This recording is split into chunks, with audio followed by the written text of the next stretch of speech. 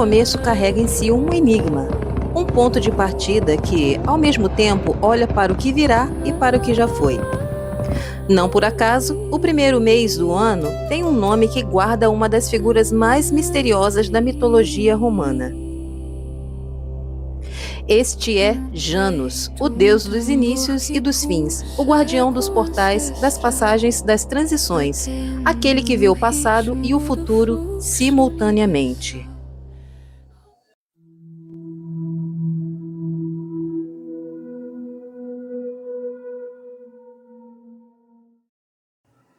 Enquanto os outros deuses governavam forças da natureza ou emoções humanas, Janus era o senhor de algo mais sutil, o momento entre. A porta que se abre e se fecha, o amanhecer de um novo dia, o primeiro passo de uma jornada.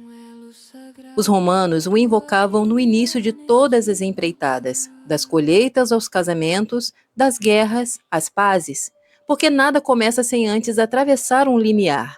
É aí que Janus habita.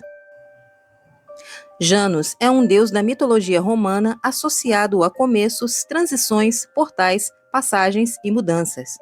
Ele é frequentemente retratado com duas faces, uma olhando para o passado e outra para o futuro, simbolizando sua capacidade de ver tanto o que já aconteceu ou o que está por vir. Essa representação faz dele uma divindade muito simbólica em ritos de passagem e nos momentos de transição. A origem de Janus. Janus não possui um equivalente direto na mitologia grega, sendo considerado uma divindade exclusivamente romana. Seu culto remonta ao período mais antigo da religião romana anterior à influência grega. Ele era uma das divindades mais importantes para os romanos. Embora suas origens exatas sejam obscuras, acredita-se que Janus tenha sido originalmente associado à água e às travessias, refletindo o papel dos rios e das pontes na organização das cidades romanas primitivas. O mais famoso templo de Janus ficava no Fórum Romano. As portas desse templo tinham um significado político e militar, além de religioso. Janus era invocado no início de quase todos os rituais e cerimônias romanas, independentemente do deus principal que estivesse sendo homenageado. Janus simboliza a natureza cíclica do tempo e o contínuo movimento entre o passado e o futuro, algo que ressoava profundamente com os romanos, especialmente em sua visão da história e do destino. As Januálias. As Januálias eram celebrações dedicadas a Jano. As Januálias eram celebradas no início de janeiro, mês que foi nomeado em sua honra. Esses rituais eram realizados para garantir boa sorte e proteção ao longo do ano que começava, uma vez que Jano, como o deus das transições, era invocado para abençoar o futuro e permitir que as portas simbólicas se abrissem para as novas oportunidades. Nas celebrações das Januálias, os romanos ofereciam sacrifícios de animais, como bois ou porcos, e também grãos e vinhos, para assegurar a benevolência de Jano. Os sacerdotes e os cidadãos faziam orações pedindo por um bom início de ano e sucesso em seus empreendimentos futuros.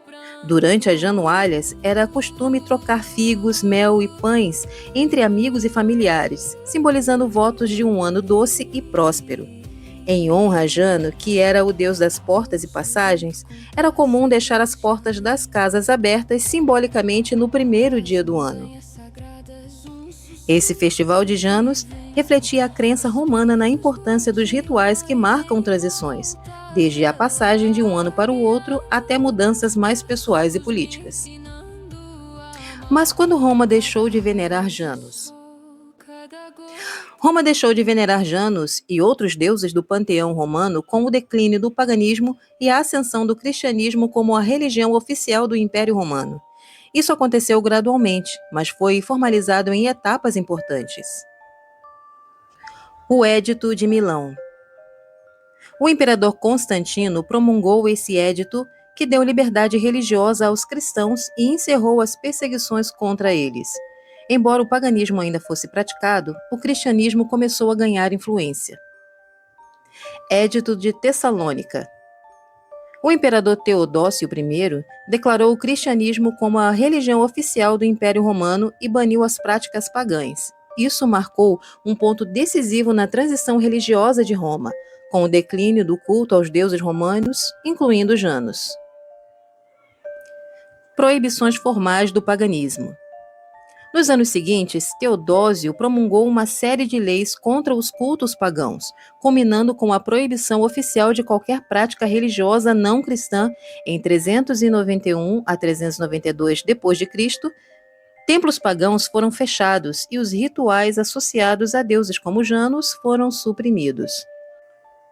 Assim, por volta do final do século IV d.C., a veneração de Janus havia praticamente desaparecido, sendo substituída pelo cristianismo e pelos seus símbolos e rituais. O culto a Janus, como o de outros deuses romanos, deixou de ser praticado publicamente ou sancionado pelo Estado. A história do mês de janeiro.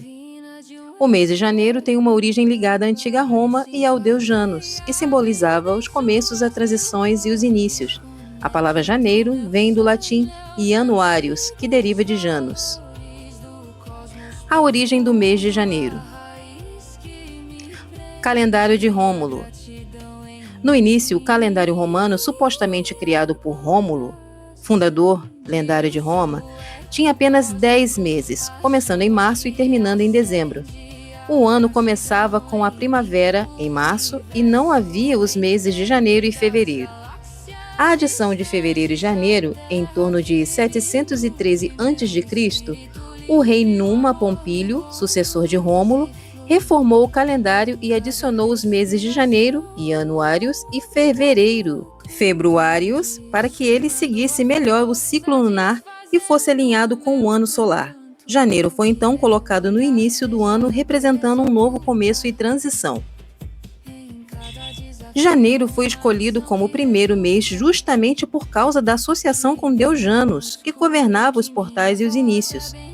Essa simbologia fazia de janeiro um momento ideal para o início de um novo ciclo anual, refletindo a ideia de olhar para o passado e se preparar para o futuro. Janeiro na era cristã. Com a cristianização do Império Romano, o calendário romano foi adaptado, mas o nome de janeiro foi mantido. Durante a Idade Média e até hoje, janeiro permaneceu o primeiro mês do calendário ocidental, agora baseado no calendário gregoriano, que é amplamente utilizado no mundo moderno. Assim, a história de janeiro é intimamente ligada à mitologia e à organização do tempo na Roma antiga, refletindo a importância de Janus como uma figura de transição e novos começos. Hoje, quando celebramos janeiro, carregamos inconscientemente seu legado.